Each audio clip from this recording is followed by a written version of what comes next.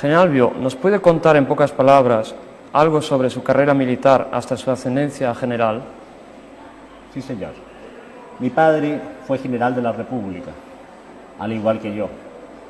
Yo me eduqué en el Liceo Alemán de Santiago hasta tercer año de Humanidades. Ingresé a la Escuela Militar a cuarto año de Humanidades el año 1933. Cursé cuarto, quinto, sexto año y curso militar. Me recibí de bachiller y salí como oficial en el arma de artillería el 1 de enero de 1937, destinado a la Escuela del Arma, a la Escuela de Artillería. De ahí estuve en varias unidades del ejército dentro de mi país. Efectué todos los cursos reglamentarios, incluso el curso de la Academia de Guerra, que tiene duración de 3 años y que al final de él me titulé como oficial de Estado Mayor y profesor militar. Fui profesor durante 2 años en la Academia de Guerra de la Fuerza Aérea. Ocupé puestos en el Estado Mayor del Ejército y en el Estado Mayor de la Defensa Nacional como especialista. Comandé un regimiento de frontera en el norte de Chile, que agrupa dentro de sí todas las armas y que está capacitado para cumplir cualquier misión táctica de combate en forma independiente. Serví como agregado militar naval y aéreo de Chile ante Colombia, el país hermano de Colombia, durante casi 2 años. Fui director de la Escuela de Artillería y ascendí a general el año 1969, permaneciendo en ese grado durante 8 meses hasta obtener mi retiro. Esa es, en síntesis, una larga carrera militar de 35 años de servicio. En el mes de octubre del 69 se produjo el acuartelamiento en el regimiento Tacna. ¿Qué es lo que nos puede decir sobre el significado del así llamado Tacnazo? El ejército se encontraba en una situación muy difícil, carente de recursos humanos, materiales y económicos, en forma tal que hacían prácticamente inefectiva su actuación como organismo armado y por lo tanto no habría podido cumplir en ningún momento la misión para la cual estaba organizado el ejército. Es así que hice presente estas deficiencias como responsable del mando de la Primera División de Ejército y como corresponsable del mando de la institución. Hice presente, en repetidas oportunidades al comandante en jefe del ejército de esa época, en forma oral y por escrito, de estas deficiencias y de la urgencia enorme que había en solucionarlas. Desgraciadamente, no fui escuchado. En vista de esto, pedí conducto regular para hablar con el ministro de Defensa Nacional, lo que me fue concedido. También esta persona no me escuchó, no le dio mayor importancia a mis planteamientos, porque ya habían decidido, entre ellos el comandante en jefe del ejército, concederme el retiro en atención a que era una persona un poco molesta, que no los dejaba vivir tranquilos. Pedí autorización para hablar con el presidente de la República, derecho que me asista según reglamento. Se me prometió que Su Excelencia el Presidente de la República, a esa época el señor Frey, me recibiría en cierto momento. Esta promesa fue absolutamente falsa. Sabiendo esto yo, traté de entrevistarme con el señor Frey, usando para esto otros canales. Algunos parlamentarios del partido de gobierno y algunos consejeros y asesores personales del presidente de la República. Todas estas diligencias mías fueron vanas porque no tuvieron mayor eco en el presidente de la República.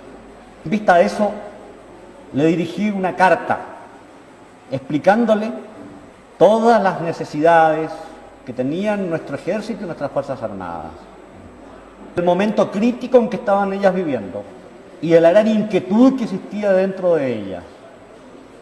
Tampoco esa carta fue contestada, en vista de lo cual la hice pública.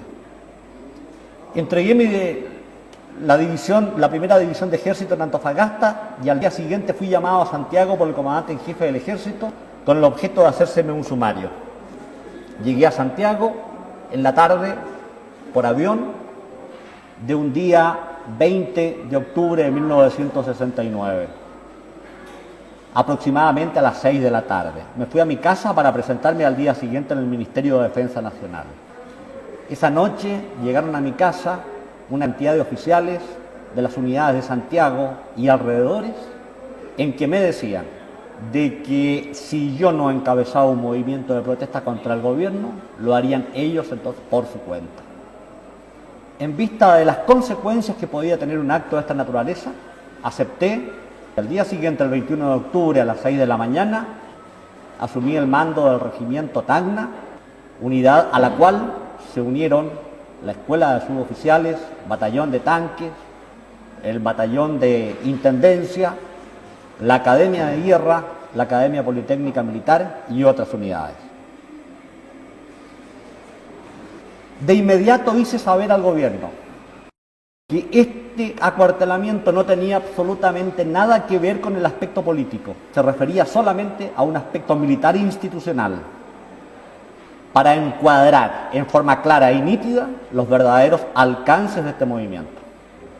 Desgraciadamente, por esos asuntos políticos, el gobierno tomó a su cargo todas las radios en cadena nacional, censura previa a la prensa y a la televisión, y solamente dio a conocer su verdad, que era algo totalmente distinto a lo que en realidad estaba ocurriendo. Dio un tinte político para aprovechar políticamente también esta acción nuestra. Sin embargo, los periodistas acá en Santiago de Chile sabían cuál era la realidad, puesto que ese día muy de mañana estuvieron más de 100 de ellos en una reunión de prensa efectuada en el Salón de Honor del Regimiento Tacna, en la cual les expliqué en forma clara y precisa los alcances de este movimiento.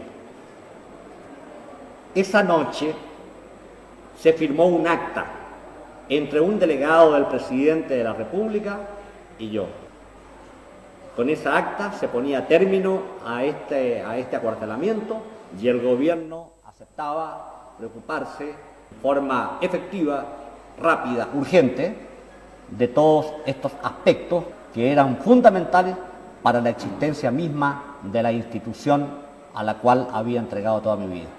Prácticamente, señor, en líneas generales, sin entrar en mayores detalles, es eso lo que ocurrió en el acuartelamiento del Regimiento Tacna. Deseo agregar que esto fue algo totalmente espontáneo, sin preparación ninguna, y que como comandante de la primera división de ejército de Antofagasta, al llegar acá a Santiago, al día siguiente de haber llegado a Santiago, las unidades de la segunda división de ejército entraron en forma espontánea, repito, a obedecer mis órdenes.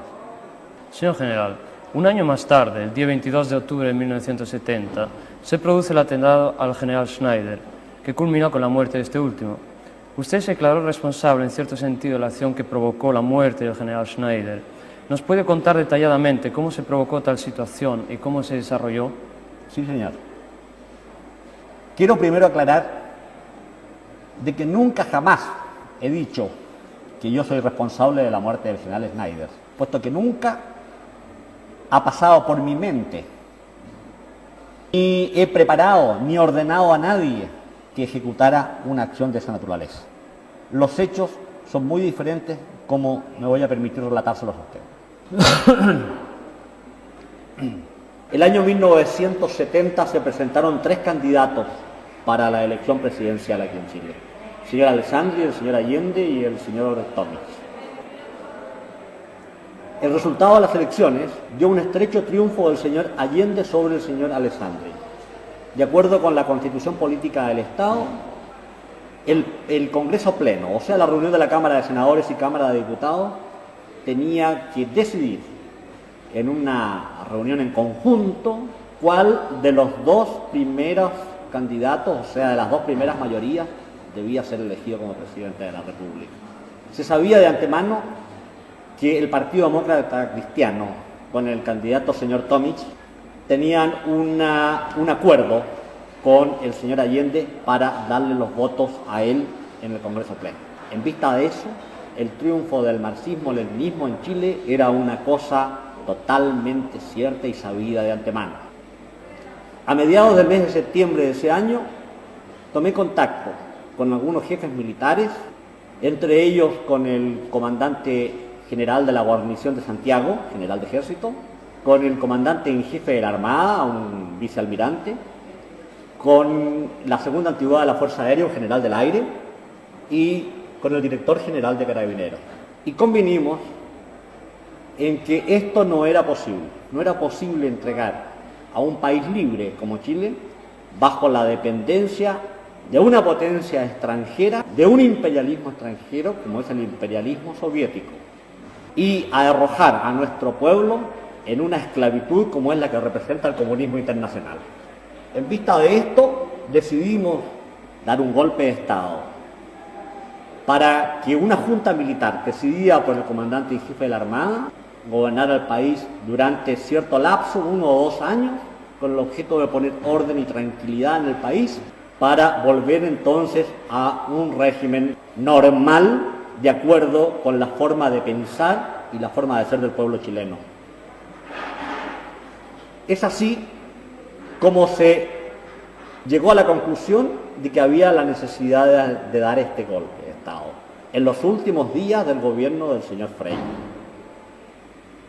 Para esto, los jefes militares concluyeron de que era indispensable que el señor comandante y jefe del ejército de ese entonces, el general Schneider, fuera retenido durante 48 horas, con el objeto de permitir de que este golpe pudiera realizarse. Es así como se me encomendó a mí, que yo estaba en retiro, ellos estaban en servicio activo, para que a mi vez pidiera a un grupo de gente joven e idealista que cumpliera este cometido, esta acción. Así se hizo. Se le dieron instrucciones personales de parte mía al jefe de ese grupo civil que no se podía causar el menor daño al señor general Schneider. Para esto se les dio instrucciones en el sentido de que no debían de usar armas de fuego el personal que tenía la misión de retener al general Schneider. Se les entregó un tubo spray con el objeto de que si el general intentaba defenderse, pudiera entonces con el gas del tubo spray dejarlo sin conocimiento durante breves momentos, los necesarios entonces para cambiarlo de un auto a otro. Se le tenía una casa preparada, según supe, y con todas las comodidades del caso. Desgraciadamente esto no se realizó así, como estaba dispuesto. Y en vez de esto degeneró en una balacera, en un crimen. Esta balacera, este crimen, hasta este momento no sé debido a qué pasó, ni cómo pasó. Incluso hay versiones de que miembros de la extrema y de la ultra izquierda se habrían infiltrado y habrían ellos disparado con el objeto de hacer fallar esto y al mismo tiempo de culparnos a nosotros de ese crimen. Esto lo está actualmente estudiando la justicia. Está en el último escalón, en el escalón superior, que representa la Corte Suprema, y creo que en el mes de mayo ya podremos obtener ya un resultado definitivo de las investigaciones y una sentencia completa de esta Corte Suprema.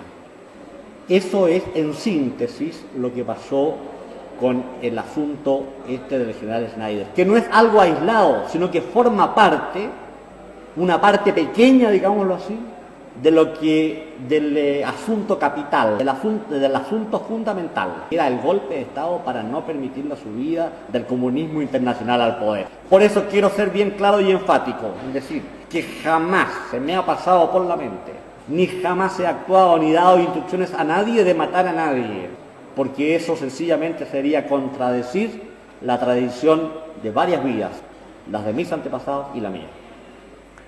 Señor general, el ejército chileno tiene como tradición de no meterse en la política, al contrario de muchos otros países latinoamericanos. ¿Qué es lo que le indujo a usted personalmente a meterse en la política? Mientras estuve en el ejército, yo no me metí en política. Lo hice, sí, en cierto modo, cuando me llegué a acuerdo con los demás jefes militares para impedir la subida del comunismo al poder en Chile. Pero ya hacía más de 1 año y medio que estaba retirado de las filas del ejército. Y estando retirado de las filas del ejército, puedo meterme en política. Pero a pesar de eso, quiero dejar bien en claro que no he tenido ni tengo ninguna concomitancia con ningún político profesional. Y que esas reuniones y que ese acuerdo fue tenido con oficiales en servicio activo, con camaradas míos. Ahora, si se repitiera ese momento y yo estuviera en servicio activo, también habría obrado en esa forma, porque creo que es un deber que tenemos con los militares, como militar, como hombres y como chilenos, en no permitir entregar a nuestra patria bajo la dependencia de ideologías foráneas y de gobiernos foráneos. ¿Cuál es su ideal político? Mi ideal político es el nacionalismo. ¿Cuáles eran las soluciones que usted propuso en 1970 para evitar la expansión del marxismo en Chile después del triunfo electoral del doctor Allende?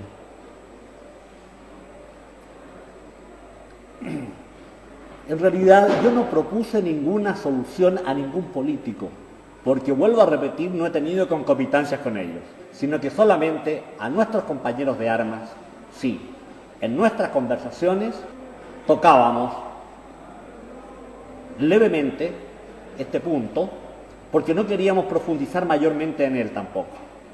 La médula, la sustancia de nuestra manera de pensar en ese momento, y que es la misma de ahora, es un pensamiento de carácter nacionalista, profundamente chileno,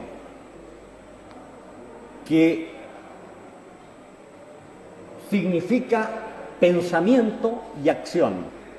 Pensamiento porque se entrega por entero a trabajar por el bien del país, por el bien de Chile. Sacando la savia que lo nutre de nuestra historia, de nuestro pasado, con proyecciones hacia el futuro del hombre y de la nación chilena. Porque respetamos al hombre como ser humano, como testigo consciente de la creación, porque creemos y estamos convencidos de que fijando los grandes objetivos políticos de la nación, podremos aunar a nuestro pueblo tras ese objetivo común, en forma solidaria, haciendo a un lado el odio y atrayéndolo por medio del amor. Y esa acción, porque estamos también convencidos que nuestro nacionalismo es esencialmente pragmático y se amolda a cualquiera de las circunstancias existentes. Y además quiero agregar que nuestro nacionalismo no es excluyente, sino que tiene una conciencia iberoamericana. Antes de las últimas elecciones del mes de marzo, usted dijo que los partidos políticos habían superado su función histórica. ¿Qué es lo que usted propone en lugar de los partidos políticos actuales? En vez de los partidos políticos que lo único que hacen es crear divisiones y odiosidades entre la gente, parcelando las voluntades de los chilenos, en vez de este profesionalismo politiquero, que es lo que ha llevado y hundido a nuestro país con su demagogia, con su mentira y con su escándalo, yo creo que debemos entonces volver a los organismos intermedios de carácter natural entre el hombre y el Estado. Señor general, usted pidió al pueblo que demuestre firmemente a través de las elecciones que el marxismo se puede derrotar. Ahora bien, después del resultado que obtuvo la Unidad Popular, ¿cómo considera usted la situación? Considero que el marxismo fue derrotado porque un 56%, sin duda que en todas partes del mundo es mayor que un 44%. ¿Nos puede concretizar el concepto que usted usa de nacionalismo chileno? Nacionalismo chileno para mí representa un Estado integrador, no acepta por ningún motivo la lucha de clases. Para nosotros los nacionalistas existe una sola clase, la de los chilenos. Para nosotros debe existir igualdad de oportunidades para todo el mundo, para todo el país, para todos los ciudadanos del país. No deben existir ni izquierdas ni derechas, que lo único que hace estos conceptos es parcelar a la opinión pública, crear odiosidades y hacer divisiones ficticias dentro del país. Estimamos que el nacionalismo debe aspirar a tener una empresa integrada, o sea, una unión entre el capital y el trabajo y la técnica, con responsabilidades en la conducción de la empresa y con repartición de utilidades. Creemos firmemente que debemos cuidar, por sobre todas las cosas, la capacidad empresarial, científica y técnica de nuestra gente, que es fundamental para el futuro del país, que debemos industrializar a nuestro país, que se estén llevando las materias primas en estado bruto hacia el extranjero para ser manufacturadas, dejando esa riqueza en otros pueblos. Pensamos que la educación debe ser para todo chileno, para todo niño chileno, y una educación completa, integral, en el sentido físico, intelectual, moral y espiritual. Que todo chileno debe tener acceso a la salud preventiva y curativa, para poder así hacer que nuestro pueblo sea cada día más fuerte y mejor. En buenas cuentas, y para no explayarme demasiado en esto, quiero decir, en síntesis, que nuestro nacionalismo aspira a un Chile unido, a un Chile grande, libre, fuerte y justo. Hemos tenido la ocasión de conocer una octavilla que decía: la justicia liberará el general Vió, Vió salvará Chile. ¿Qué es lo que nos puede decir sobre esto?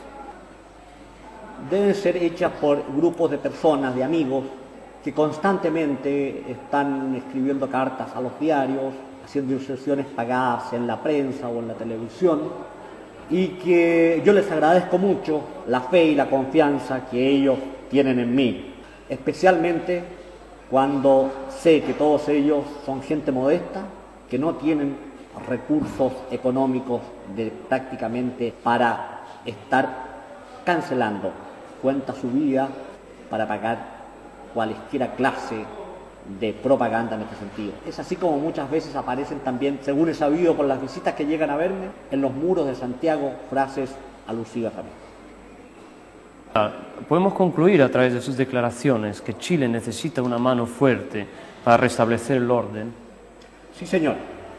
Especialmente después de esta experiencia marxista-leninista que hemos estado viviendo y que equivale a una verdadera guerra, este país necesita, mi país, nuestro país, necesita una mano firme que pueda terminar con las divisiones, con los odios, y que pueda en un ambiente y en un espíritu de trabajo, de solidaridad, de responsabilidad, llevar a Chile hacia los altos destinos que merece. General Vió, ¿cómo vive usted en esta cárcel y cuáles son sus planes para el futuro? Bueno, acá vivo como creo que debe ser en la mayoría de las cárceles. Sin duda que no hay comodidad ninguna. Vivo en una celda de 2,5 metros por 2,5 metros de cemento. Los baños están afuera, así que me encierran a las 7 de la tarde con candado por fuera y me abren la puerta a las 8:30 de la mañana del día siguiente. Preparo mi comida, que me la traen generalmente de mi casa, las caliento acá y así puedo alimentarme. Escribo mucho, leo mucho, escucho algo de radio, juego ajedrez cuando hay oportunidad de hacerlo y pienso mucho en la suerte de mi patria. ¿Cuáles son sus esperanzas políticas para el futuro? Yo no tengo ambiciones políticas ni las he tenido nunca, señor. Pero si mi patria en cualquier momento me llama o yo puedo hacer algo por ella, sin duda que lo haré con todo gusto, hasta ofrendar mi vida por ella, tal cual hice mi juramento a la bandera en los arbores de mi carrera militar. Señor general, una última pregunta. ¿Qué país en Europa se identifica como gobierno con sus ideales políticos? 100% ninguno, porque nuestro nacionalismo es absolutamente nuestro, de acuerdo con la idiosincrasia, o sea, con la manera de pensar, de ser de nuestra gente, con nuestras posibilidades geográficas, económicas, sociales, con nuestro ancestro cultural, con nuestros objetivos políticos y con nuestro futuro como nación. O sea, todos estos aspectos son diferentes. Y cada uno de ellos va construyendo una realidad diferente también. Por eso podría decirle que creo que 100% con ninguno. Ahora, en parte, parcialmente, con muchos de ellos, sin duda, especialmente con todos aquellos que obedecen a una definición cristiana occidental en cuanto a la forma de vivir los seres humanos. ¿En Sudamérica hay un país que pueda identificar sus ideales políticos? Pienso que el nacionalismo tiene diferentes aspectos en los diferentes países en los cuales actúa de acuerdo precisamente con los hechos, con las realidades de ese país. 100% con ninguno de ellos. Pero siendo nacionalista, creo que sería muy fácil llegar a un entendimiento posterior, que es lo que pienso para nuestra América Latina, para llegar el día en que podamos formar un pueblo continente. Gracias.